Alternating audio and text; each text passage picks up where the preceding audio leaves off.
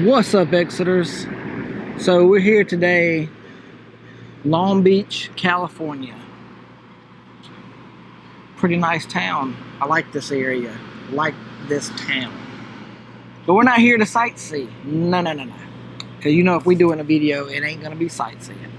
We're here to bring you the tale and the legend of one Elmer McCurdy.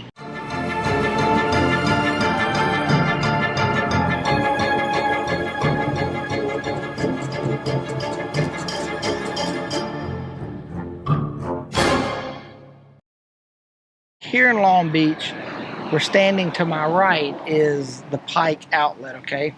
So this used to be the location for the Pike, which was an amusement park way back in the day. It was one of the largest amusement parks. So we know we're in the right location because this building that's over my shoulder, this white one, is the same structure, same architect, same look from the picture that we have, and the road still runs right behind it. Now back then, when it was the Pike Amusement Park, just south of this building, all of this spanning the Pike all the way to back here was a parking lot that basically went from that building all the way to the beach. So you would have had parking for this amusement park all the way down, literally would have stopped. There would have been a little bitty road and then nothing but sand and water at this location. As you can obviously tell now, things have changed. You know, it's been 50 years since the amusement park was open, so naturally there's no more beach here in this location of Long Beach. The Pike opened in 1902 as an amusement park and arcade. By late 1954, this huge amusement park would have been the largest in the Los Angeles County and the 5th largest amusement park in the United States. That's saying something. That should tell you how big it is for back then in the 50s. It's number 5 in all the United States. Now, what really put this place on the map was the roller coaster they had here known as Cyclone Racer. It was a dual track wooden roller coaster, and if you look over my shoulder, they still, even though the Pike is gone, they still have a model of where the Cyclone Racer would have been. Now, this thing was massive. It extended from the amusement park out onto the beach in the sand and even further out into the water. So as people were enjoying the attraction, they actually did the roller coaster out and it would go out over the water and come back. So you got all these nice views while getting to ride a thrill ride. We didn't bring you here exactly to give you a tour of the Pike outlets. No, that wouldn't be, our style. We came here to talk about Elmer McCurdy. He was a robber that really wasn't that good at his job. In October of 1911, he went to rob a train. Kind of didn't go how he expected it. I think he was expecting like a bigger payday than what he got because he made off with $45 and some alcohol.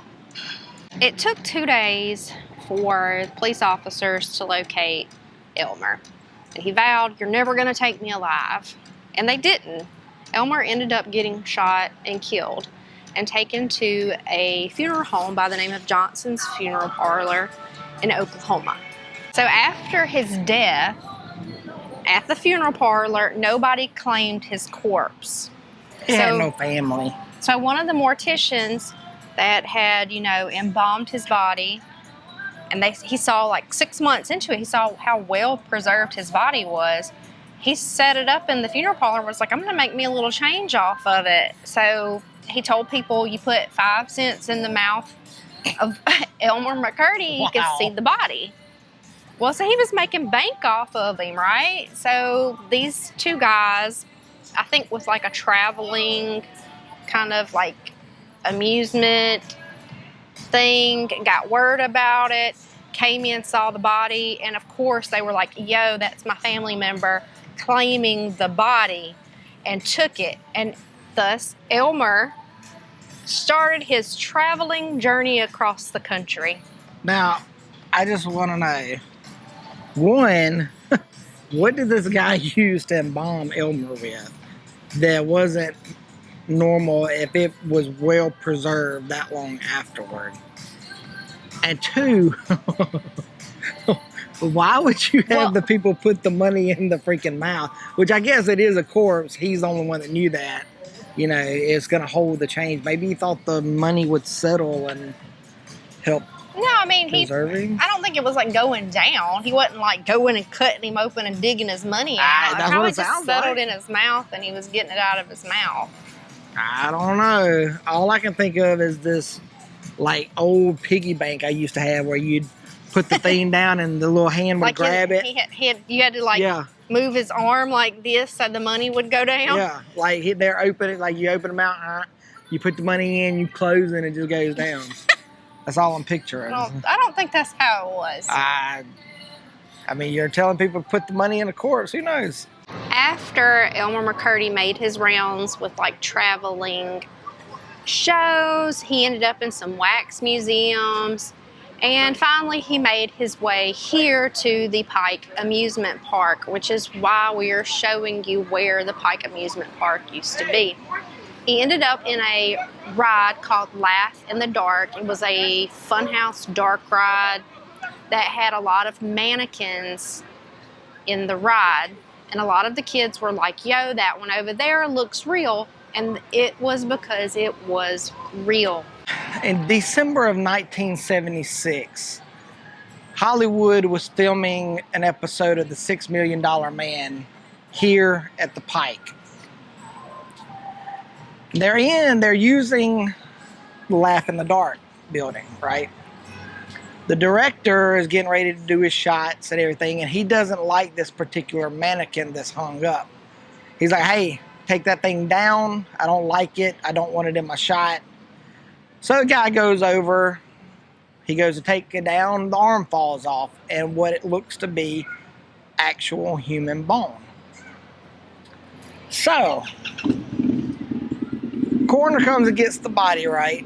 Take it back to the coroner's office. And a few days later, they examine the body, and with some help, they were able to identify the body as Elmer McCurdy. Now, one of the things that the coroner found was a copper-jacketed bullet in the chest of this corpse. So they found him, found out it was him, had him transported back to Guthrie, Oklahoma. So, with that being said, that's where we gotta go. So for our next stop, we're here in Guthrie, Oklahoma at Summit View Cemetery, which is just in front of me. Now there's no plaque like on the wall or anything here. It's actually here on the gate. It says Summit View Cemetery.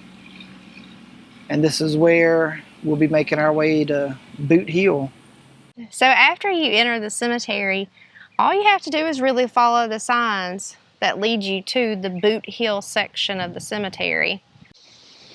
So just in front of you, underneath that tree and in the shade, is the final resting place of Elmer McCurdy.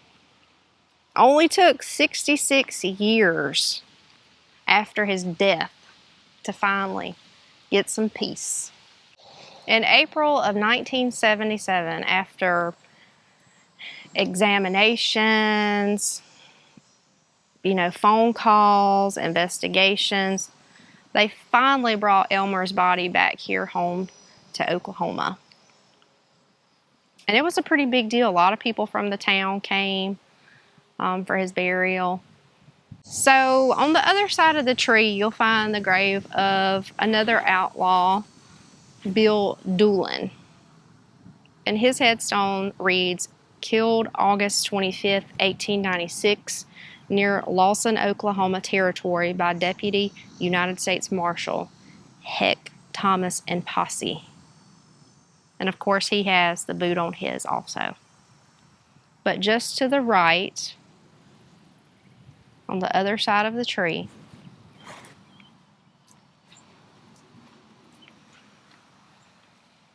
we have the man who said he would never be taken alive, Elmer McCurdy. So his headstone reads, shot by sheriff's posse in Osage Hills on October 7th, 1911. Returned to Guthrie, Oklahoma from Los Angeles County, California for burial April 22nd, 1977. So even after death, he traveled all over the place. For 66 years. He had him a second life. And it's rumored that underneath the ground are like feet of concrete because they don't want his body to be taken again. I mean, do you blame them? The thing I like about this burial is the fact that, you know, McCurdy was an outlaw. Now, I do like the fact that they did give him an outlaw burial right next to Bill Doolin, who was a big-time outlaw himself back in the day with the Doolin gang. So they gave him the boot. You have a penny here I'm going to leave you. And there's so many coins down here below his headstone that a lot of them, there ain't no telling how long they've been here. Because these things, I mean, you can't even make out if it's a penny, a dime, you know, if it's a piece of Canadian money. I mean, they're that old. But I do like they gave him the boot. Somebody even left him a Bird Dog salted caramel flavored whiskey. All right, so if you come around the back of the tombstone, you actually see that it has just his name on the back. The same way next to him that was done with Bill Doolin. Kind of like you get just, hey, here he is, and then you get the information on the other side. It's pretty cool. I've never seen them do a headstone like that. So the Pike ended up closing down, not because of what happened to Elmer McCurdy. That's kind of a hard last name to say when you want to say it. But because it was just becoming really run down. But it's still famous because people associate the Pike with what happened to Elmer. Which that's kind of bad all in its own. I mean, it is one way to become like one of the most famous outlaws, even though it might not have been like what you wanted to be associated with. You wanted to be like an outlaw would want to be associated with, we pulled off the biggest heist. You want to be we had the toughest gangs. You want to be like, you know, Jesse James and his gang. Not, well, the traveling corpse. I did traveling while I was alive and even more traveling after I was dead as a side show attraction. Yeah. But, I mean, he still became famous either way, so I guess that's a good thing. All right, guys. Well, that does it for us on this exit, telling you the lovely, grim story of Elmer McCurdy, the traveling outlaw corpse. Catch you guys down the road at the next exit. Keep it spooky. Later.